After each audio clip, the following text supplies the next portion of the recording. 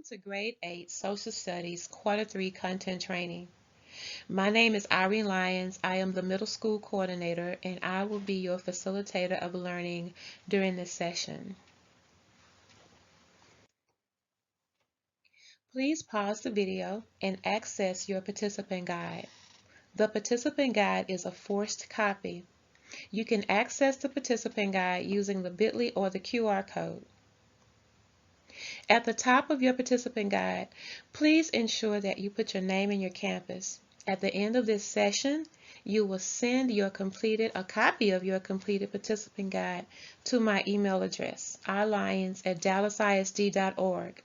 This information is at the bottom or on the last page of the participant guide.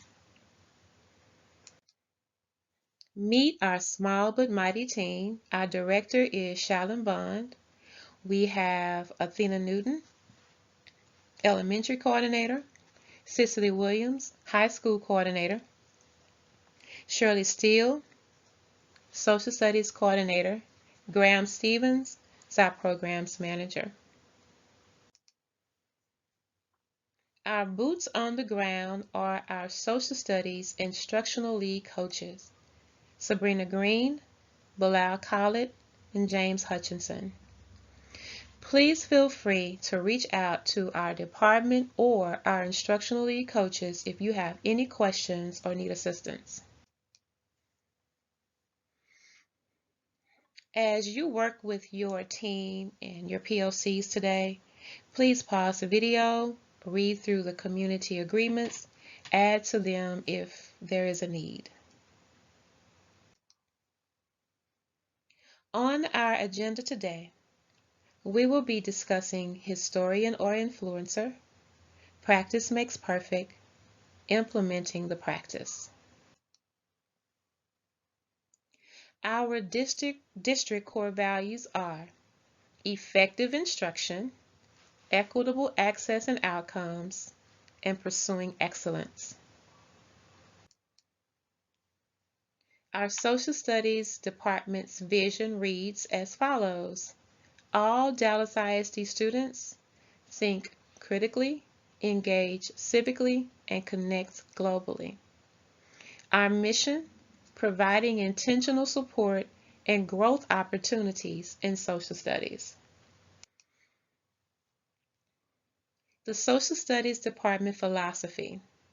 Social studies is vital for students to understand who they are and how to best navigate their lives by making decisions as confident, knowledgeable, civically engaged members of society. Please pause the video and find the space on your participant guide and discuss this question. How are you successfully bringing the philosophy to life in your classroom? Welcome back. So, why are we here? We are here because it is our job to inspire our students about history, to get them to think about history, how to process information in our classrooms. With this in mind, we are responsible for creating responsible citizens who are ready to make informed decisions. Well, you may be asking yourself, how? That's a good question. And the answer is by teaching our students to think like a historian. Social Studies Department has adopted tools to help you help your students think like a historian. Teachers, if you are doing the heavy lifting during class, then you're doing the learning. Let's briefly discuss the importance of primary sources, visuals, and artifacts. Pause the video and consider the question: how can primary sources help us know the truth?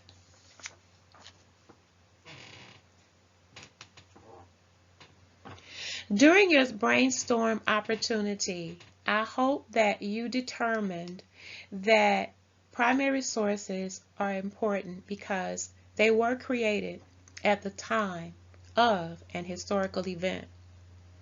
to get an idea of what these historical characters thought about the events that they were living through. Disciplinary literacy has brought them back. And they respond, primary sources, they respond to the mistaken belief that by using them, you can avoid controversy and bias.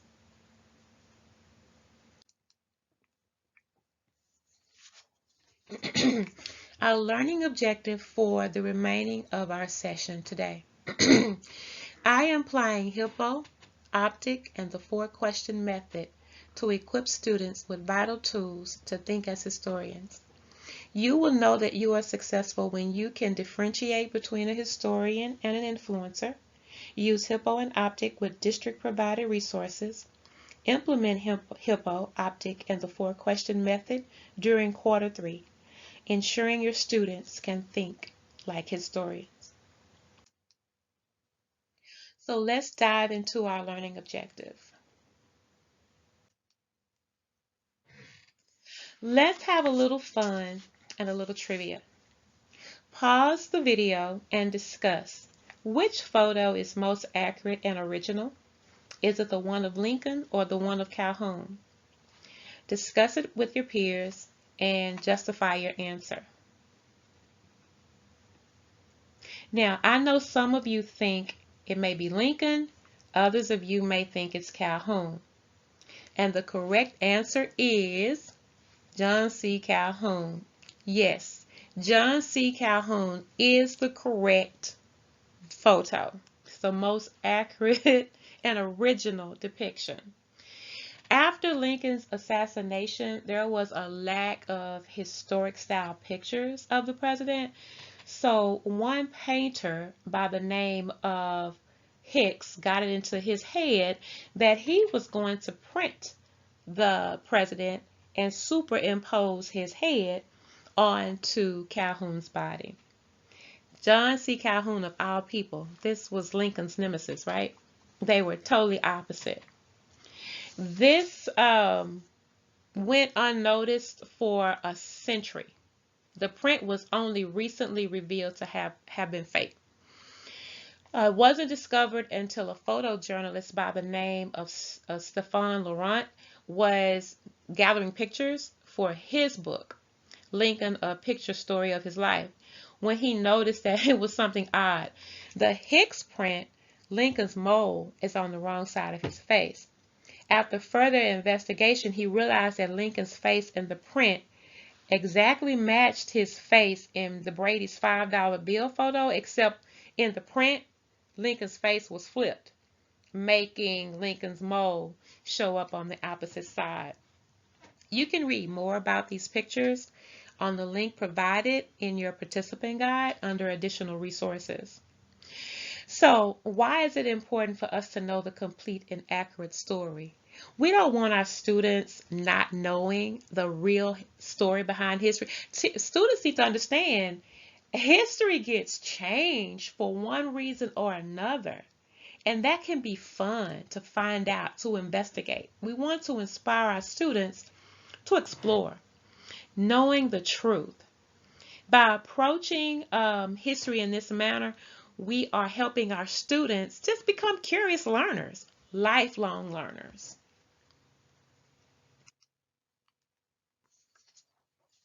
Again, pause the video. There is a space on your participant guide for you to consider this question. What is the difference between a historian and an influencer? Interesting question, right? So now that you've had time to discuss, let's debrief. Most historians investigate resources using some type of historical thinking skills and strategies. In Dallas ISD, we want our students to do this using things like the 4-question method, Hippo, Optic, and even an artifact analysis. Historians identify bias and point of view and credibility. In contrast, most influencers use social media to investigate their brand, to establish their brand, often sell information to others. They use great production equipment, lighting, and cameras and fashion. And many educational influencers may choose to use something like Teachers Pay Teacher to sell their educational products. Influencers and historians, they both tell a story. However, many influencers often sell information to others, whether it's accurate or not, while most historians attempt to collect factual information to tell the story. As an influencer in education, it is important to use the historian toolkit to ensure the product is credible. Both are needed to maximize students' opportunity for learning history. Get the facts, or are you selling a perspective? I was just checking. This brings us to our first success criteria. I can differentiate between a historian and an influencer. Quarter 3 begins with the age of Jackson, and we will focus on 4 SEs for Jackson. In Lesson 3, we're going to bring back 8.5b. Lesson 1 will focus on 8.5f, and in Lesson 2, we're focusing on 8.5g. As you can see, historically, these SEs have been low scores, with the exception of 2019, which was barely above 72%. On your participant guide, I have provided you the Leap Forward IQ tool for the age of Jackson, and you can go take a look at how the SE was tested. Notice that in the knowledge and skills statement, the students need to understand the challenges confronted by the government and its leaders. This time we're focusing on the age of Jackson. So in 5B, we're going to focus on the banking system. And in 5F, we're looking at how his election expanded suffrage. And in 5G, we're looking at reasons for his removal and resettlement of Cherokee Indians. And we're looking at the Indian Removal Act, Worcester versus Georgia, and the Trail of Tears.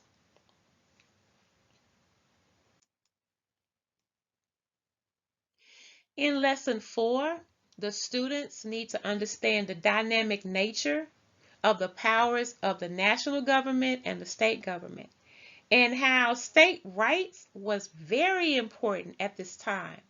The federal system was still establishing itself and still determining where the power of government lies. The nullification crisis, which is the focus of 8.17b, which is a precursor to the Civil War, we're going to be focusing on the nullification crisis and how Jackson handled it.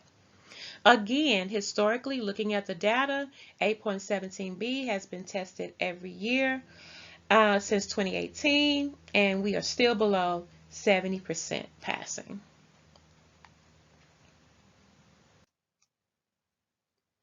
On your participant guide, if you will please access Unit 6, Lesson 1 access that lesson. We're going to take a deep dive into what this lesson has to offer. I'm going to briefly go over each part. Please feel free to pause the video. Take a deeper dive into each part of the readings, the charts, the questions, whatever it is this lesson has to offer. Pause the video. I'm going to briefly tell you what's there. Pause the video, discuss it with your team. You can begin to make your exemplars at this time. So, to get us started. So, this lesson opens up with a hook. Hooks are very important, and a lot of times I think teachers are feeling like they don't have time to do the hook. Why bother with a hook? Well, I tell you, hooks frame students' thinking. They help focus on the concept of the lesson. They give the learning objective life, and it also helps students make connections between existing knowledge and future learning. This lesson opens up with a question about them turning 18. 18 is important because, as we know, at 18 they gain the right to vote, which is what this lesson is focusing on. Now, it doesn't matter what choice your students make. At the end, it is your responsibility to ensure that they know when you turn 18, be responsible citizens, register so you can vote and have a voice in your government. The hook is debriefed by facilitating a QSSA. So let's quickly go over what a QSSA is, and hopefully you, if you're apprehensive and have never used it, please use it. It is great for the basics of academic discourse. You present the students with a question. This question is, of course, tied to the first slide. Doesn't matter what they choose, but they get an opportunity to respond using a STEM. The kids must use the STEM to respond. They make the choice, and then they have to explain why they chose that choice. Once they finish writing their response, you provide them a signal so that you will know everyone is ready. During this QSSA, the students are to stand up. You can have them raise their hand, put their pencils down, put their head on their chin. Whatever signal works best for your kids. The signal is followed by an opportunity for them to share with a shoulder partner. And then finally, the teacher calls on a few students to share. You transition into the new learning.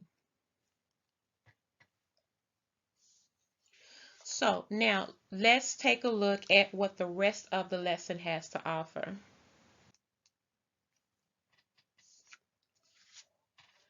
Go ahead and access the reading, The Election of a Common Man. During the new learning for this lesson, the students are provided with an opportunity to develop background knowledge about Jackson. The reading is chunked, so as you prepare your exemplars, you can determine the vocabulary your students may struggle with. You can write questions that you want them to answer along the way. Think about things that they may need to highlight or underline that you know that they will need to refer back to answer the questions on the last page. This reading highlights the definition for suffrage.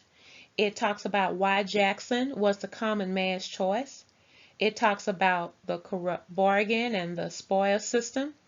So now that students are armed with this information, you can transition them into the guided practice.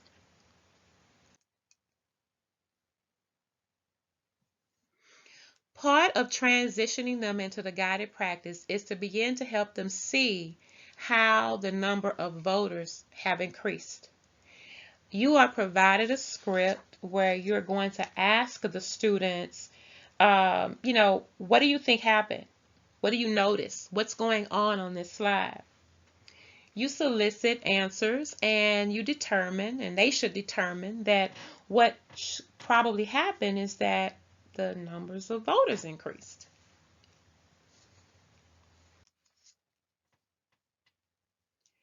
This sets them up to begin their first document analysis. They're going to do HIPPO. They are provided with a little background information.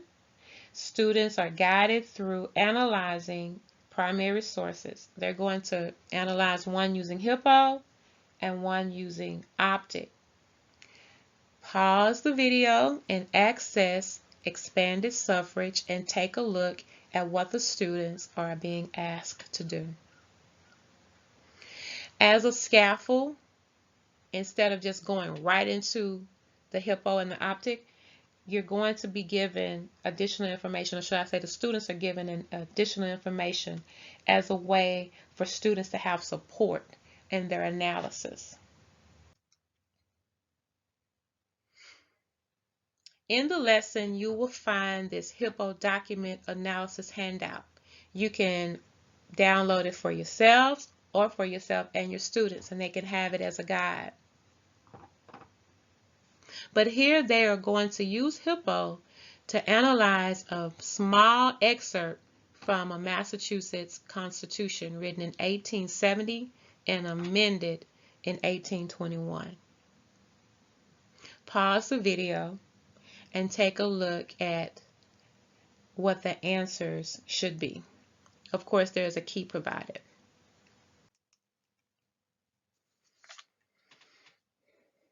Next, students are going to complete an optic. As part of the side presentation, you are provided this visual to show along with what the students are going to see on their paper. This is the optic portion of the assignment. Again, the optic analysis sheet is linked for you to download for yourself and or your students. Pause the video and take a look at the optic portion, as well as check out the key.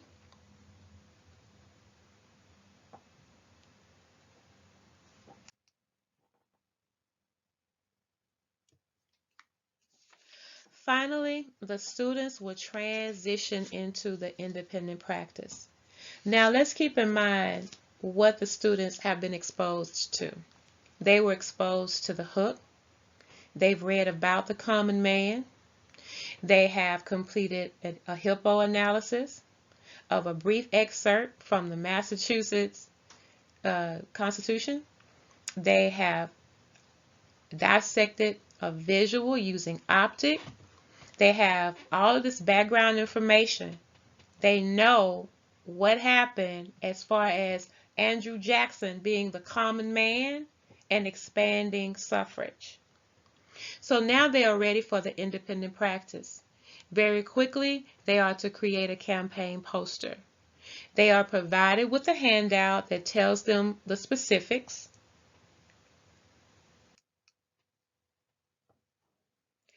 To get the students comfortable and familiar with campaign posters, they are provided examples. You can either show it via slide or you can actually print it out.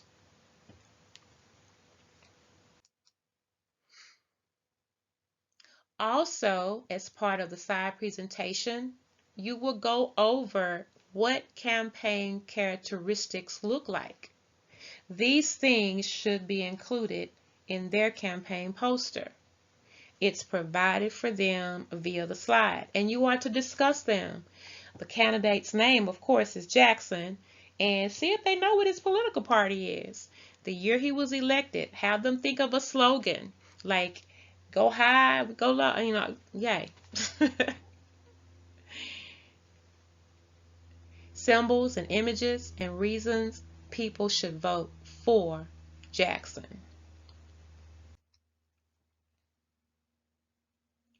Finally, these things are included on their handout. It tells them what their poster must include: the candidate's name, their party affiliation, examples of campaign slogans, yes we can, make America great again.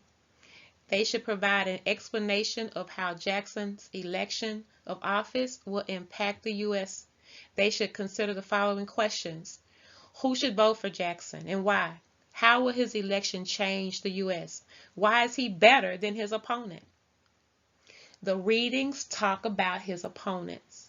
They have everything they need to be successful in creating and making meaning for themselves during the independent practice. Finally, when it's all said and done, you have a demonstration of learning. Please keep in mind that the demonstrations of learning provided in the lessons do contain spiral opportunities. Questions 4 and 5 in this demonstration of learning are from previous lessons, keeping the content current and on their mind. All of these questions deal with 8.5F. They have an opportunity for the regular multiple choice versions as well as the new technically enhanced versions.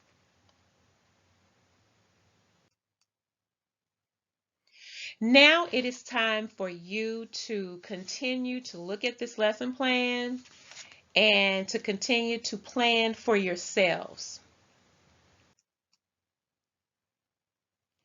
On your participant guide, there is a space for you to think about how you're going to ensure your students will have access and agency to be successful with this lesson. So as you are talking with your group or in your quiet time, considering how you're going to implement this lesson, think about the scaffolds that you need to provide for your students in your classroom.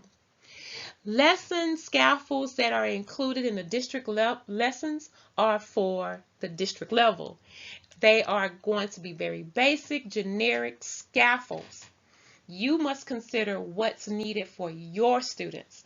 Think about vocabulary, how you're going to ensure they understand what they're reading before they actually read. Think about questions and checks for understandings.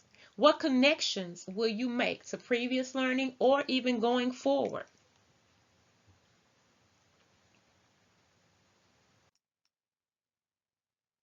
Now it is time for you to pause the video and share among your group. Make sure that you have completed this portion and other portions on your participant guide before submitting it to me.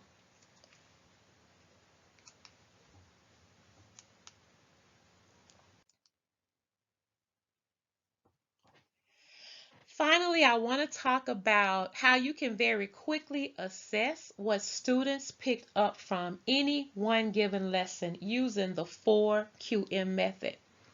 Have students very quickly in 1 or 2 sentences tell you what happened. Have them tell you what they were thinking. And I'm talking about, in this particular case, it would be Jackson and his supporters. Why then and there? And then finally, give them an opportunity to truly go within themselves. What do you think about that?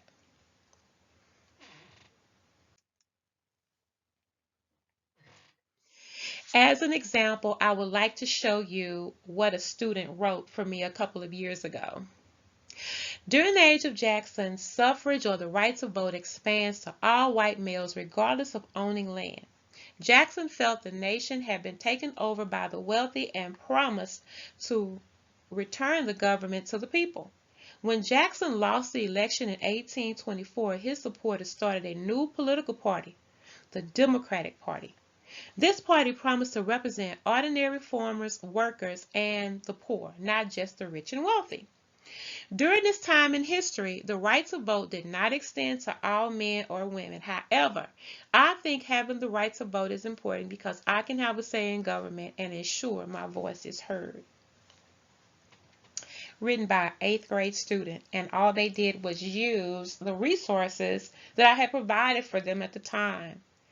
Now, I didn't know anything about the 4QM method at the time, but in dissecting this, I was able to pinpoint where they answered each question, and I'm about to share that with you.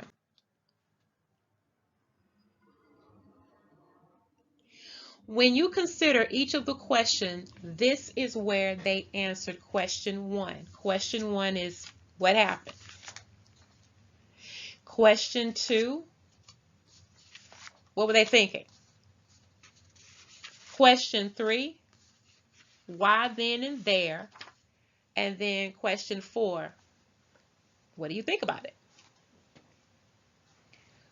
Very quick, this was an exit ticket for me, as a matter of fact, when I was in the classroom.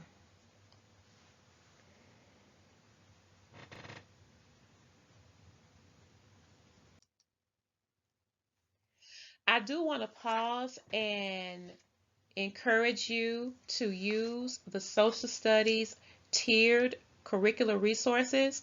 In the grade 8 lesson, they are located in the differentiated resources portion of the lesson. If you know you have students that need additional support, look at what's provided for Tier 2 and Tier 3. Tier 2 is for that small group instruction, and Tier 3 are for students that you may need to pull and bring in before and after school. Do a little bit more intensive learning. But they are provided and linked in the last section of the lesson. This brings us to our next success criteria. I can use Hippo and Optic with district provided resources.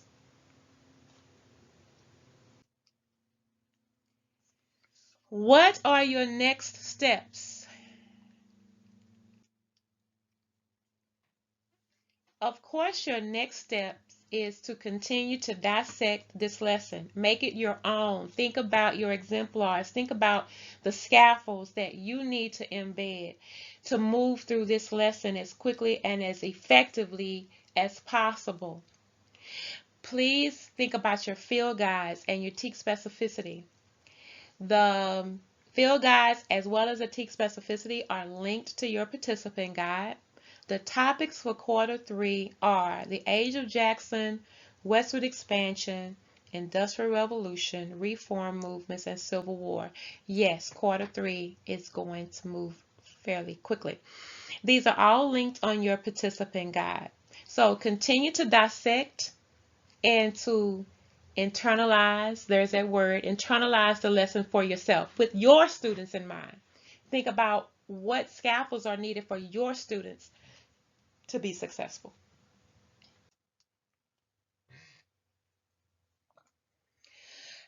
Just to reiterate, there will be several lessons during quarter 3 for you to use the Thinking Like a Historian Toolkit, which of course is the Hippo, the OPIC, and the 4QM method.